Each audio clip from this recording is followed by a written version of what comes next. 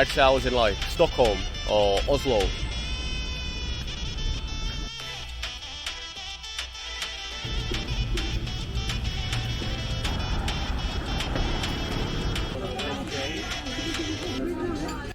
Hello guys and welcome from a Monday morning in Tirana, Albania. I look a bit like a gopnik here. Why? That's because we have no water in the house. We've had very bad luck with water and electricity. Yesterday there was no electricity in Flora and today there's no water in Tirana. I don't think it happens too often. I think we're just very unlucky. So I've not had a chance to get a shower, dirty hair, put the hat on, and the gopnik jacket, well that's just my jacket, just my style. Plan for today is just to walk about. I don't really have so much of a plan. Today's just going to be a walkabout randomly, so we can hopefully find a market or two. They're normally good places to show. Found a market over here, quite fancy banana. Let's see what we can find. Hello?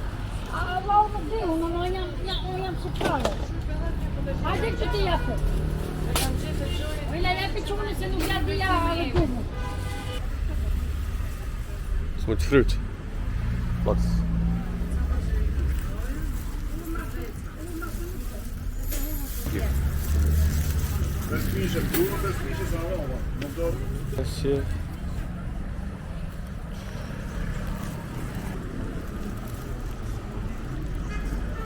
Lots and lots of fresh fruit here.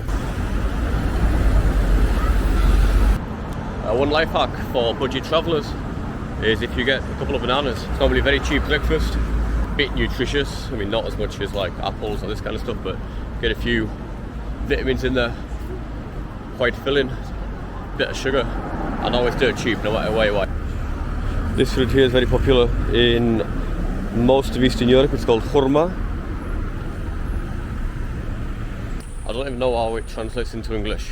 I only know the name in, I think it's Turkish, khurma, but it's the same in all languages. So in Russian, Ukrainian, Albanian, khurma. We don't really have it in England.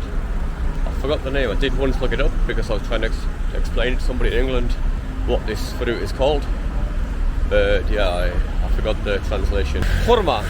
It's quite tasty, but it leaves a very weird feeling in your mouth when you have it. That's maybe why it's not so popular in England. It is very tasty, like the first 2 seconds of when you have it, it tastes so nice, but then like 5 seconds later you have such a dry, weird feeling in your mouth after this fruit.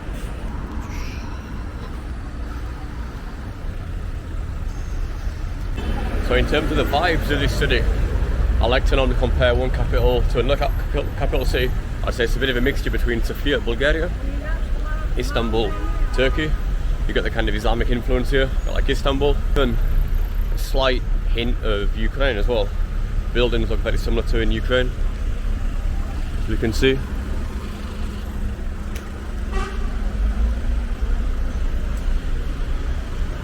Mixture between a kind of former communist Eastern Europe feel and a bit of a Middle Eastern, not so Middle Eastern but Turkish feel, I'd say.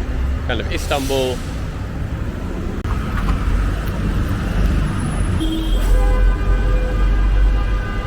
So you get the hustle and bustle here of Turkey. The traffic, the beeping, the busy streets. I've got here my staple diet in the Balkans. Our staple breakfast. Strong espresso. Bottle of water. They love the bottles of water here in like cafes, and I don't know, every single person you see in a cafe, they always have a bottle of water with them. I find I don't really have an appetite in the morning, so for me it's a strong coffee and a banana. Fantastic. And the coffee here in Albania is super strong. A few drops of tar. That's why they have water with it as well, because if you don't have water with the coffee, then I think it's just too strong. This coffee is sponsored by the World Cup in Qatar. The Qatar World Cup. I mean, I don't really have an opinion on the Qatar World Cup. I know there's a lot of opinions at the moment on it. I think personally, if we never held a sporting event in a country because this country has done bad things and is doing bad things, then I don't think we'd ever hold a sporting event anywhere again, ever in the world.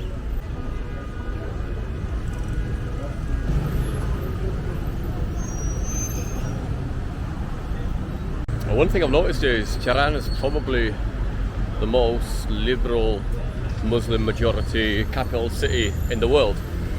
So you're walking around and it's very, very hard to say that you're in a Muslim majority country. You see very, very few signs of it. Even like all the cafes sell alcohol, they all sell ham, pork. They seem to have a very laid back interpretation of Islam in Albania.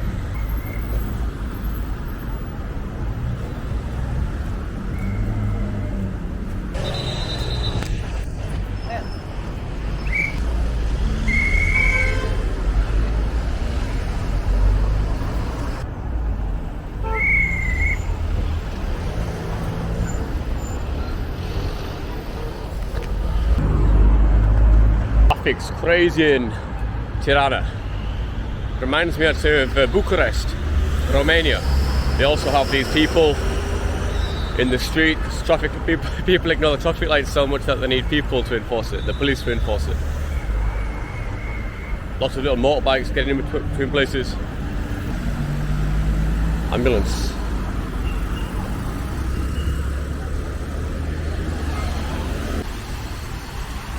Wouldn't actually fancy a swim in this little river, to be honest. I think I'd even take the Dnipro in Kiev over this river. There's loads of crazy old men on mopeds, all without helmets of course, and they like to weave in and out between cars. That's why they need the police on the streets to actually enforce the traffic lights. You get quite a few gypsy ladies about also, like trying to stop cars, sell tissues. This is an example of these old men on the bikes. He had a helmet on. Wow, very responsible guy.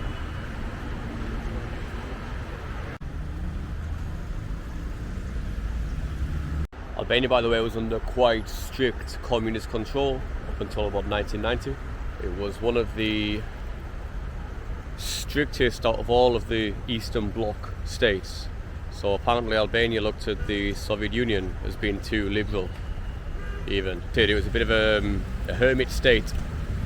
Bunkers all over the country. Very much paranoid. Didn't really fit in with East or West. It was a very, very isolated state. So it's interesting knowing that it was kind of the North Korea of Europe up until 30 years ago. It's interesting how that plays out now in the older generations who lived through this. And yeah, I can just say friendly. I don't know if it's because of the very strict communist rule why they're friendly. Probably not, probably just the culture. But yeah, all I can notice so far about the older generation is just very, very friendly. Very warm people.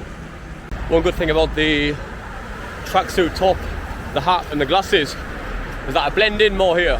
The big 1990s tracksuit vibe here amongst the younger lads and the older guys also. The hat kind of covers the blonde hair. The glasses cover the blue eyes. So I can probably half fit in as being a local actually, if people look at me.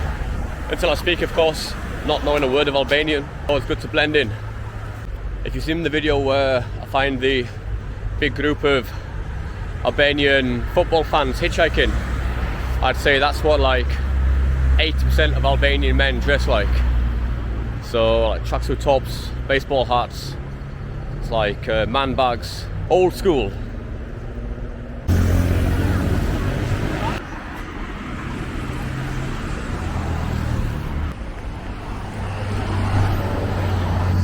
Cool, got a street market here, more veg.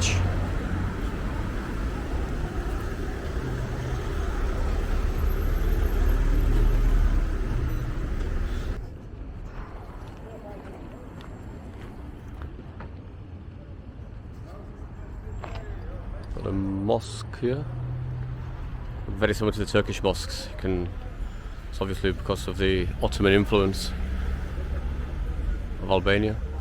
It's interesting, so two kind of communist buildings and the kind of traditional Ottoman style mosque next to each other, even though these things at one point were hugely conflicting, so communism and religion.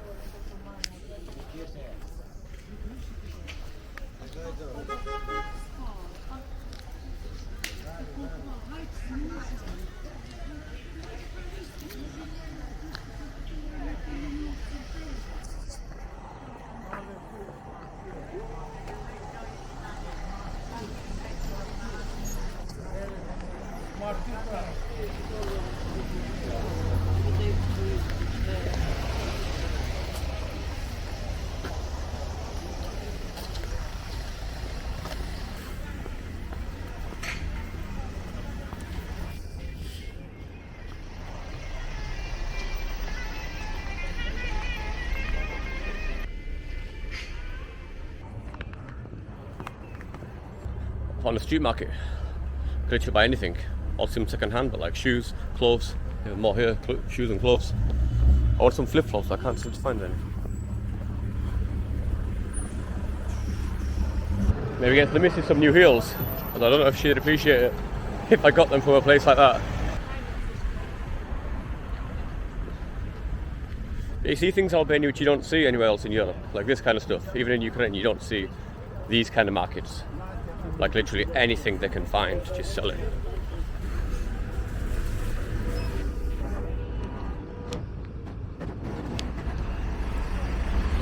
We've got a mosque over here. Some cool books here. Like George Orwell.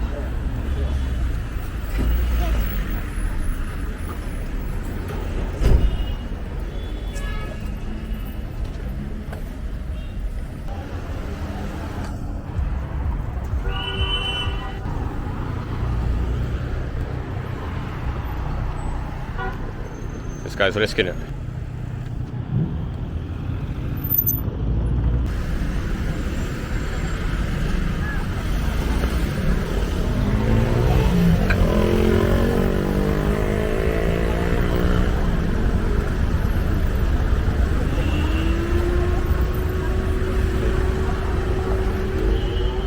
Got some live TV here. I don't know what he's doing. Maybe I can be on live Albanian TV. Excuse me? Albanian TV? Sorry? Albanian TV? Yes. Can I be on Albanian TV? No, team. No. Okay. Oh, I just get on national Albanian TV, but he won't let me on. What a shame. Oh, I'm gutted. These two seems like Nigerian tourists just walked down the street after me, and they got on national TV, but I couldn't get on. Gutted. Literally everybody seems to be getting on Albanian national TV except for me. I don't know why. Maybe it's my outfit, or maybe it's the fact I don't speak Albanian. I don't know. They could put subtitles. I don't know if you can see behind me.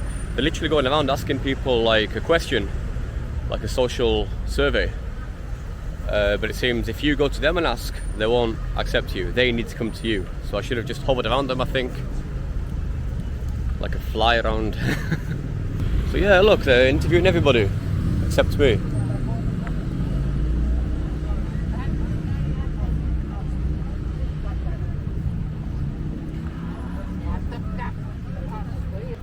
What a shame. You know, that was my one chance at fame. YouTube's never gonna get me as famous as I could have been if I starred on Albanian national TV. Gone like that, my one shot at fame.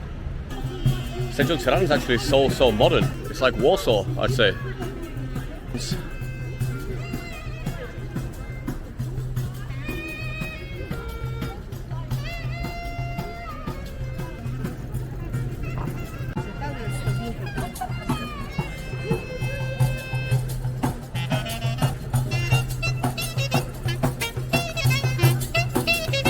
Bravo!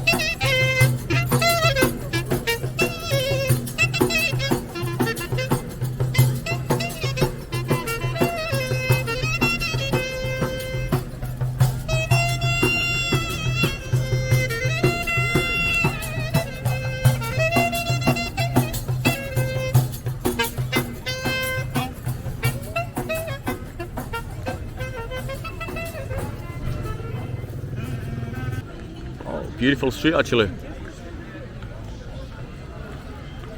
And there's something here, I want to find out what it is, I'm not too sure. Monument of something. This is a restaurant. There seem to be like restaurants built in. There's some art here. I'd say it's like the Warsaw of the Balkans. In a good way, of course. Familia Tani. I've got the habit after Greece of reading R, P as a R. So in Greek, Ukrainian, Russian, P is a R sound. The meet here with this guy, Ali Bey Toptan. And then the hierarchy of the who's who in Albania stems off from there. I don't know, maybe it's the ruling family. It's a shame it's in Albanian. I mean, it's not a shame it's in Albanian, we're in Albania. It's a shame it's not in Albanian and in English. And this Tani family was the leading noble family. Okay, so the richest, the most educated, and the family with the strongest ties to the Ottoman Empire, but also with the West as well. So yeah, it's interesting, the geographic location of Albania. It's kind of nestled in between East and West. On the one side it's got Greece and Italy. On the other side it's got kind of the old Yugoslavia and the Ottoman Empire, or the old Ottoman Empire. So yeah, the Tanis had good relations. It seems there's a long war between the Tanis and the Barcinis. Part of a siege in 1817. With very serious consequences for the castle and the city. A part of the castle was demolished by the Ottoman Empire, led by Mehmed Rashid Pasha, who ordered the demolition of all castles. That's a shame. And it says today it's preserved, well, what's left of it. Excuse me, is this a museum or just restaurants? Castle. Ah, castle. Oh, okay, thank you. This is the castle. Something smells fantastic, lots of beautiful restaurants it seems.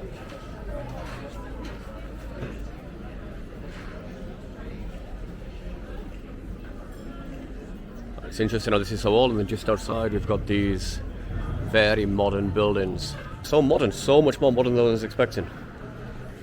But generally it's quite surprising how fast these former Eastern Bloc capital cities are developing these days, much faster than the Western European cities, which unfortunately seem to be in decline, many of them.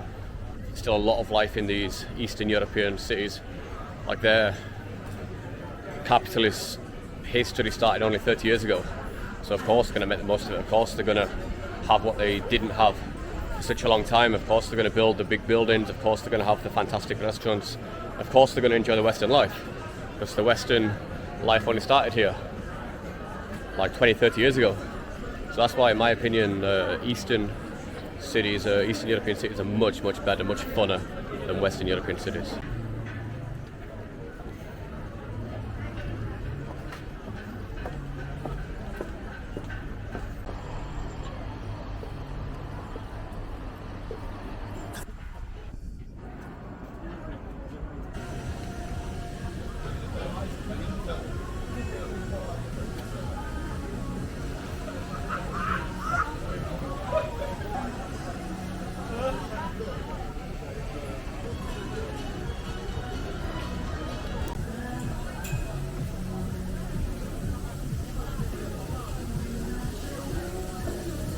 Oh, pretty cool place. I don't know if it's a public space or if it's like a restaurant, but I'm sure they won't mind me poking my camera about.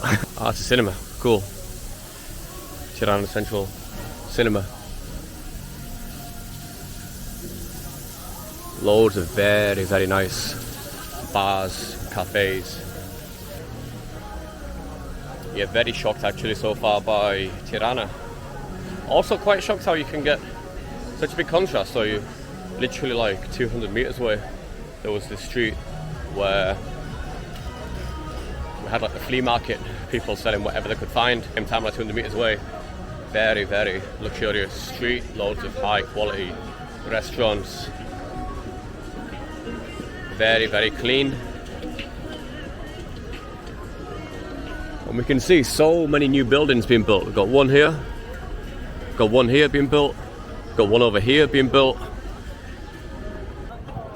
Yeah, I didn't understand quite how fast Tirana is developing. The good thing about Albania, especially for somebody like myself who has gone through what I've gone through this year, you're never far from a bunker. This one here. Wow, another unbelievably modern building. This is crazy.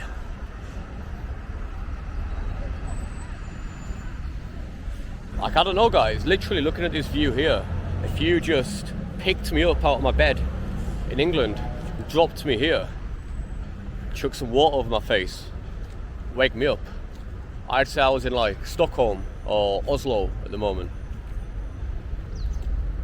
Like, it's not even the new buildings, but it's just like the quality of the older buildings, the cleanliness of the concrete, kind of modern art design of any kind of public feature.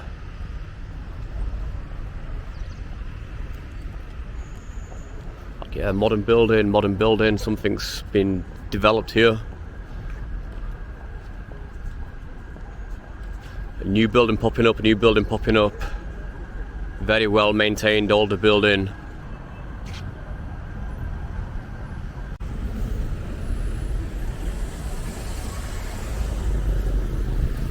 Even the cars seem like a lot better quality than in Greece.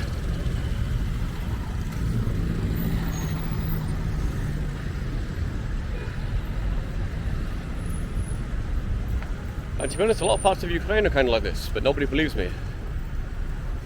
So yeah, Ukraine has been developing very fast over the last 10-15 years, and there's lots of modern buildings and stuff, and new parks, and yeah, nobody believes me, in the West at least. But yeah, it's same as no one would probably believe me about Albania. That's why I'm filming it.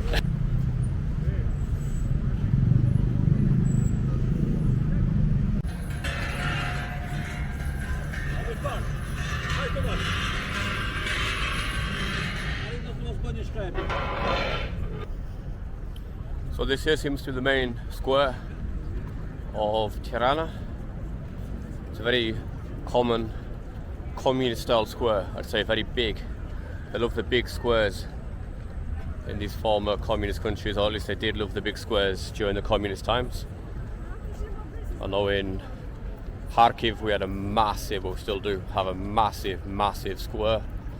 In Chisinau, Moldova, also massive square. Bucharest, massive square. Sofia, also a few massive squares.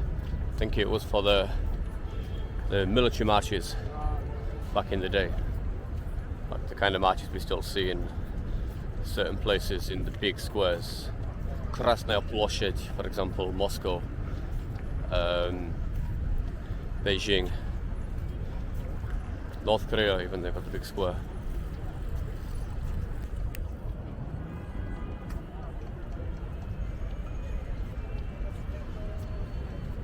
Looks like a kind of workers of the world unite kind of banner. I think Albania in like 5 years' time is literally going to be like the Dubai of the Balkans. It reminds me a bit of Batumi, Georgia, a pretty small country with a city with lots of big skyscrapers. I think these countries have to try a bit harder to get on the map, get kind of known on the map. It's a very fascinating combination actually here. So you've got like communist building here, quite obviously. It looks pretty similar to the Opera House in Kharkiv also. And there's also probably some, I don't know what it was or what it is, probably some kind of like Dom Kultury, which is like a house of culture. And then you've got the old Ottoman buildings from before the communist times, like this mosque here. And then you've got the modern day Albanian buildings, skyscrapers popping up.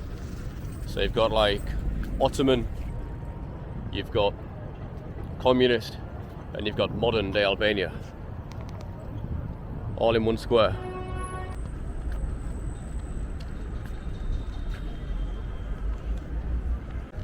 And I must say I feel very at home in Albania actually. It feels very familiar, even though I've never been to this country before, up until like 13 days ago. It feels very, very familiar.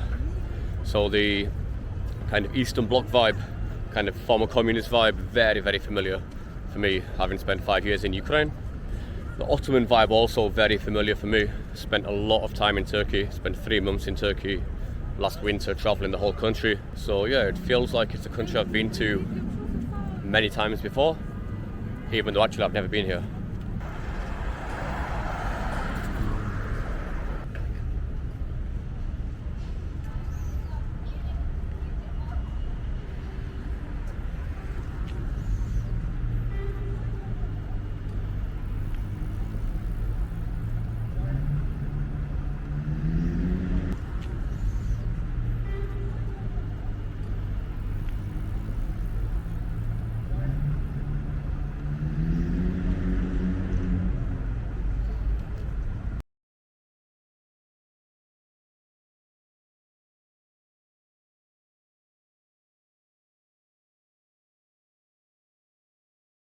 Little shopping centre. So we haven't got Pizza Hut or Burger King, but we have got Pizza King.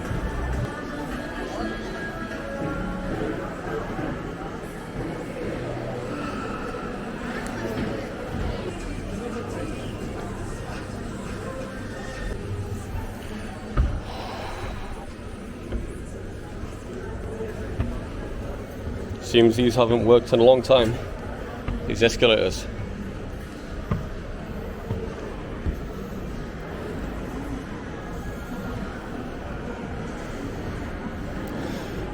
It's amazing how you get used to looking a bit of an idiot filming yourself. First I was so uncomfortable doing it, everyone looks at you, but you get used to it, and it's worse when you look back at the videos. Like when you're doing it, you don't really care, you just look at the screen. When you look back at the videos and you like look behind you, people like looking at you like, what the fuck's this guy doing?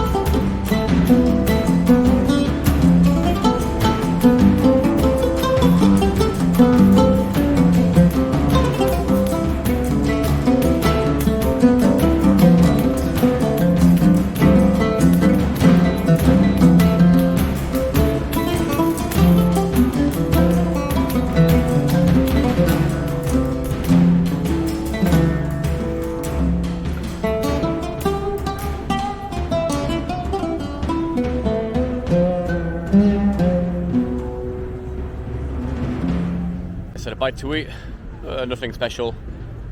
Charging my camera in there so I didn't film any of it. Pretty cheap, came to a bit more than £2 for a sandwich, a croissant, a coffee and a bottle of water. Even the capital city seems to be quite affordable. In Ukraine, for example, there's a big difference between the prices you pay in outside of Kiev and inside of Kiev, especially in the centre. Whereas here in Albania it doesn't seem to be the case. It seems like even the central places are pretty cheap. I've yet to see a coffee for more than like 80, 90p. So even in Kiev, even these days, if you go to like a central coffee bar, cafe, you're going to be paying like probably £1.50 a coffee. If anything, a bit cheaper actually, Tirana seems to be. Because there's so much competition here, whereas in the other places we've been a bit smaller, maybe less competition. So let's check out this mosque here.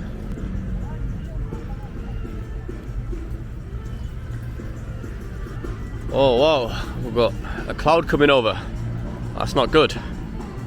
Literally rolling off the top of the mountain. I'm not sure if these clouds just stick to the mountains or if they come over the city. So we've got mountains here, and about 15 miles, 20 miles in this direction we've got the sea. And actually, interesting fact about Albania, and especially Tirana, is that it's one of the only European capital cities to have a subtropical climate.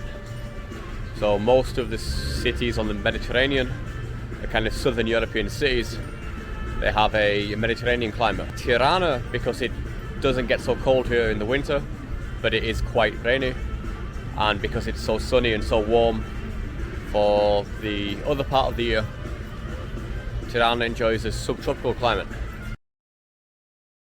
We've got the mosque here. It's called the EngWithDanny Mosque, and one interesting fact is that the Turkish Republic, or Turkey, helped restore this mosque. The sign says 2001, but I don't know if that's just when the sign was put there, or if that's when Turkey funded the renovation of this mosque. So it's very obviously an Ottoman mosque, and it's pretty similar to the churches in Western Ukraine and Poland. So Poland has invested quite a lot of money into the city of Lviv, into the churches, the Catholic churches, which were part of the Rzeczpospolita, I believe, although I'm not 100% sure. They were definitely part of Poland, these churches. And yeah, Poland has invested quite a bit of money into these churches to get them back to how they were, purely because they see them as a part of Polish culture outside of the country. Probably the same as how Turkey feels about these kind of mosques which you find all over the Balkans.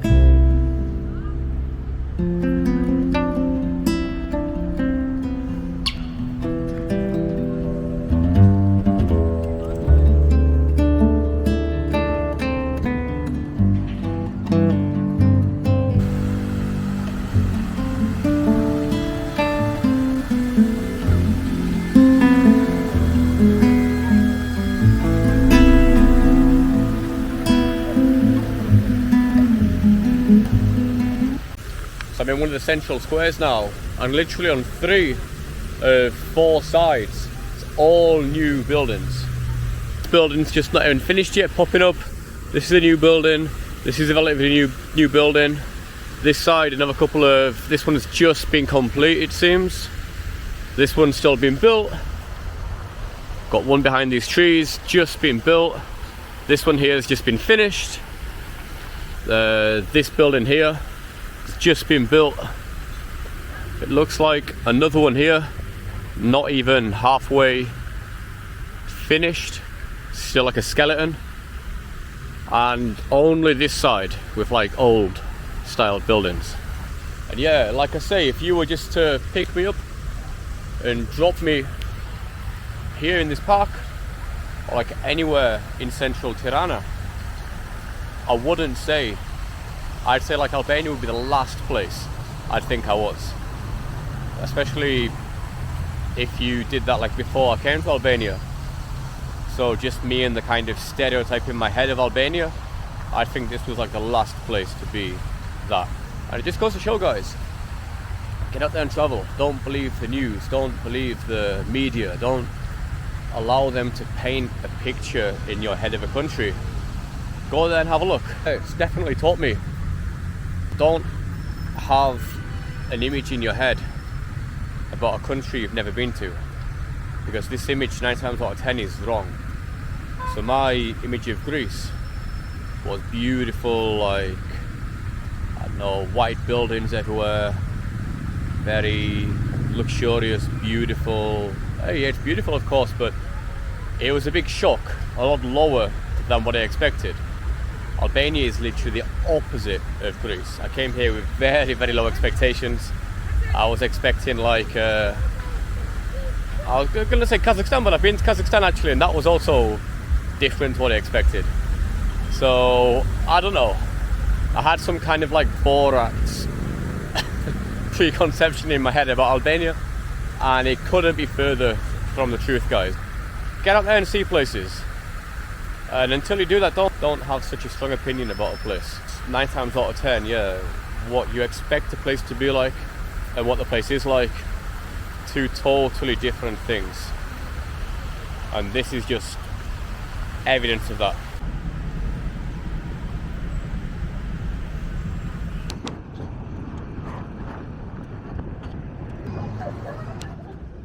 Lots of books here. Trying to find something in either English, Ukrainian or Russian, something I can understand. Even Spanish or French I could probably understand.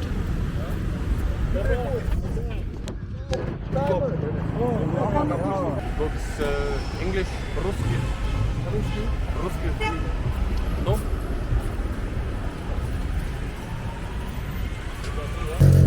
So I said if he has any books in English or Russian, so the two languages I can basically read in, and he said no. But this book's in English. Yeah, I said English or Russian, and he said no. And he lied, actually, there is something in Russian.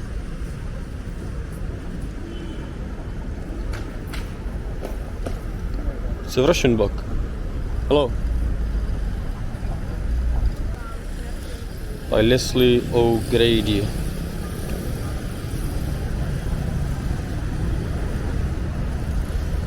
Юлия чисто мечтала о прекрасной любви сильного мужчине. So Yulia, the protagonist, is dreaming about falling in love with a beautiful man. It's a book about Chechnya here. Greek.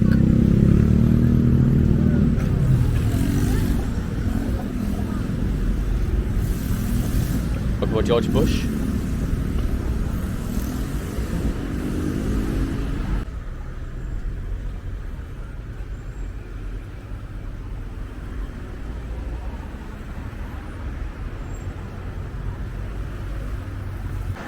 Lots of the park now.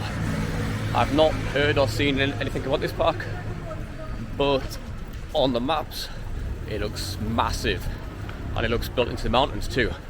So I don't know if that's true or not, but we'll go and have a look now and see how it is. Tons of cool cafes and restaurants on this street, everywhere you look.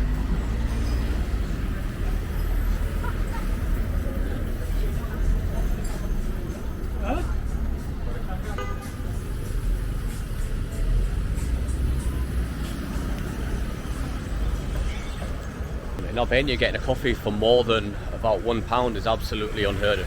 On average, a coffee, well, I mean, my kind of coffee, espresso or Americano, it's normally about 50p. For me, it's just heaven, because I love coffee. Some cool kind of building over here. Looks like they're behind bars. Something straight out of communist Albania.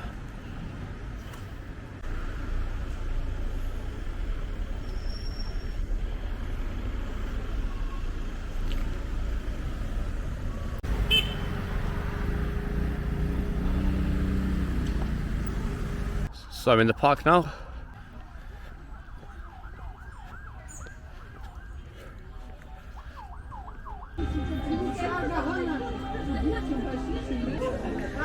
Coffee with a view.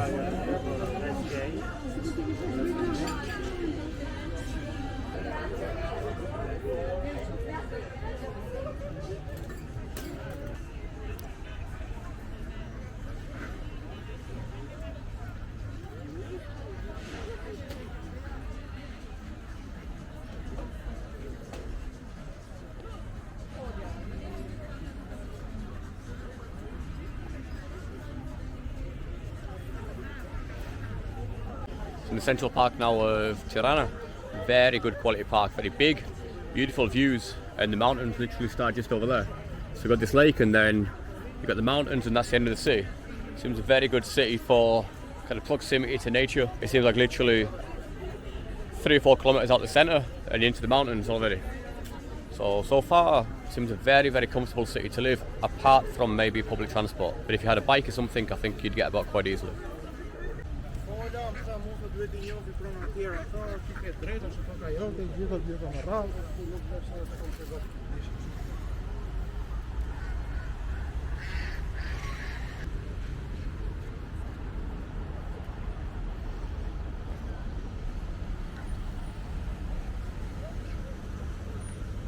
Yeah, this park is fantastic, and it's literally right in the centre of the city. So this is the centre here, and then you've got this massive lake, big park, hills, and then after the park you've got nothing but a couple of small suburbs in the mountains. Loads and loads of new builds popping up, and it's not just the centre, so like the centre's quite understandable, but here you can see the true growth as we have these buildings here popping up. So it's not just in the centre. Over here there's a building popping up. Tirana, it's a city where you come and you feel like its best days are yet to come. You feel like it's developing quite fast. A lot of energy in this city, a lot of new ideas, new concepts it seems. A city which isn't scared to change. I'm getting quite a big Ukraine vibe actually in Albania, to be honest. What I liked about Ukraine in terms of the kind of, it's a blank canvas, basically starting again after the communist days. Lots of new ideas, eager to move forward, young population. It seems the same in Albania too.